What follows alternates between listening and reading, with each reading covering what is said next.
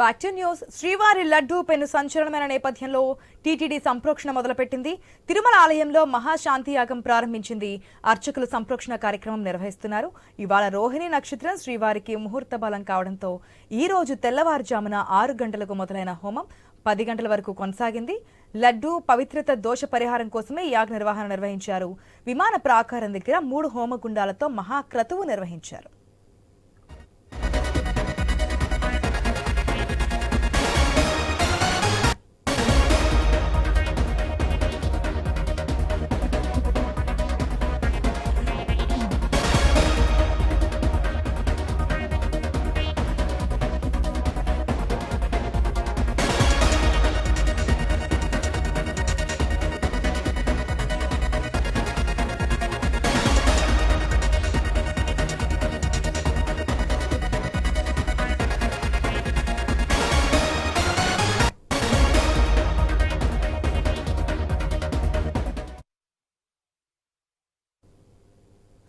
మనం చూస్తున్నాం ఈ రోజు ఉదయం 6 గంటల నుంచి కూడా ఏదైతే గత వారం రోజుల నుంచి జరుగుతున్నటువంటి లడ్డూ ప్రసాదం అపవిత్రమైన దానికి సంబంధించి తిరుమల తిరుపతిలో ఈ రోజు ఉదయం నుంచి పంచగ్రహ సంప్రోక్షణ అయితే జరుగుతోంది.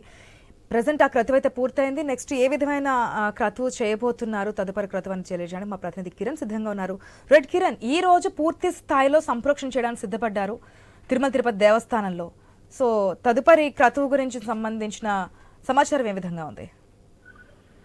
ఆశా, ఈ రోజు ఉదయం 6 గంటలకి శ్రీవారి ఆలయంలో ఏదైతే శ్రీవారిని దర్శించుకున్న అందరం వెలుపల వచ్చేటప్పుడు బంగారు బావి ఉంటుంది, దానికి ఆనుకునే యాగశాల ఉంటుంది. ఇక్కడే అన్నప్రసాదాలన్నీ కూడా తయారు చేస్తుంటారు. ఈ అన్నప్రసాదాల కేంద్రంలో లడ్డూలకు సంబంధించి గత కొద్ది రోజులుగా వస్తున్న వార్తల నేపథ్యంలోనే అపవిత్రం అయిన నేపథ్యంలో అంటే తిరుమల శ్రీవారి ఆలయంలో కొన్ని తెలిసి తెలియక చేసే తప్పులకి సంబంధించి కొన్ని వ్రతాలు అయితే చేస్తుంటారు. ఇందులో భాగంగానే గతంలో పవిత్రోత్సవాలు కావచ్చు, అదేవిధంగా పుష్పయాగం, అదేవిధంగా ఆలయంలో కొన్ని కార్యక్రమాలు చేపట్టారు. అందులో భాగంగానే గత ఈ నెయ్యిలో ఏదైతే కల్తీ వచ్చిన నేపథ్యంలోనే దీన్ని సంరక్షణ చేయాలని చెప్పేసి టీటీడీ అధికారులు, అదేవిధంగా వైఖానస ఆగమం శాస్త్రం ప్రకారము వైఖాన పండితులను కనుక్కున్న తర్వాత వాళ్ళు ఇచ్చిన సలహాల మేరకు టీటీడీ ఈఓ శ్యామలరావు, అదేవిధంగా రాష్ట్ర ముఖ్యమంత్రి చంద్రబాబు నాయుడు ఆదేశాల మేరకు ఆలయంలో ఈ సంరక్షణ అంటే పంచగ్రవ్య సంప్రోక్షణ శాంతి యాగాన్ని నిర్వహించాలని టీటీడీ నిర్వహించింది.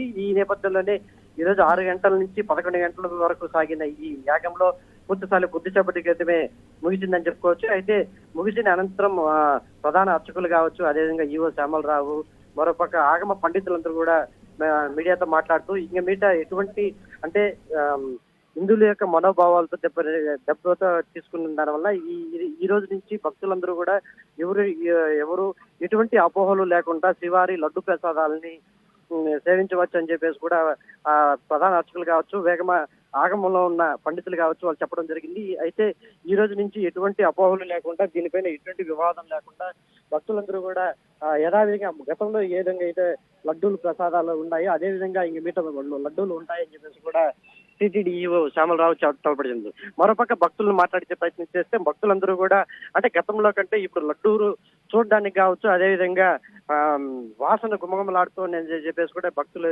తెలపడం జరిగింది. ఏదేమైనప్పటికీ ఈ రోజుతో ఈ లడ్డు వివాదం పూర్తి స్థాయిలో ముగిసిందనే చెప్పుకోవచ్చు. అయితే ఇక మీట శ్రీవారి ఆలయంలో గతంలో ఏవైతే చోటు చేసుకున్నాయో స్వామివారి కైంకర్యాలు కావచ్చు, వేరే ఇతరత్ర స్వామివారికి సమర్పించే లడ్డు ప్రసాదాలు కావచ్చు, అన్న ప్రసాదాలు కావచ్చు, ఏవైనా సరే గతంలో స్వామివారికి ఎట్లా ఏ విధంగా నివేదిస్తామో ఈ రోజు నుంచి అదే విధంగా నివేదిస్తామని కూడా టీటీడీ ఈవో చెప్పడం జరిగింది.